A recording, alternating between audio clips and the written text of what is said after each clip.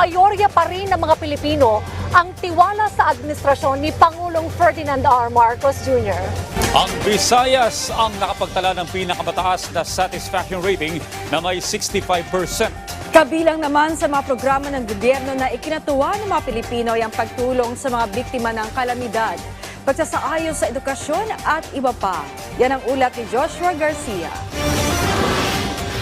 Napanatili ng Administrasyon Marcos ang good satisfaction rating nito sa kabila ng mga hamon na kinaharap ng bansa nitong nakaraang taon. Batay sa survey na isinagawa ng Social Weather Station nito lamang Disyembre 2024, 59% ng mga Pilipino ang nasiyahan sa pamamahala ni Pangulong Ferdinand R. Marcos Jr. Habang bumaba ng 1% ang mga Pilipino na hindi nasiyahan mula 24% noong Setyembre hanggang 23% ng kaparehong buwan.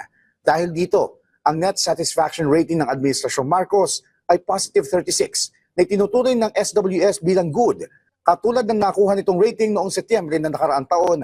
Sa nasabing survey, ang Visayas ang may pinakamataas na naitalang nasiyahan sa Marcos administration na may 65%.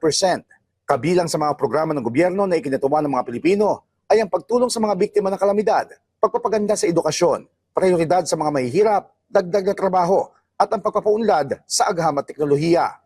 Habang nakatanggap ng good rating ang ilan sa mga programa ng kasalukuyang administrasyon gaya ng pabahay, seguridad sa pagkain, transportasyon at iba pa. Gayunpaman, nakapagtala naman ito ng mababang marka sa pakikibaka sa inflation na may net satisfaction rating na negative 12. Habang moderate rating sa pagtutok sa hindi pagkakaroon ng gutom sa mga pamilya na may positive 26 na net satisfaction.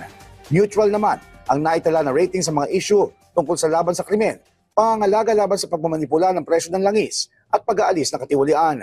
Sa kabuuan, nasa 17% ang naitalang hindi tiyak, habang 23% ang nagsabing sila ay hindi nasiyahan.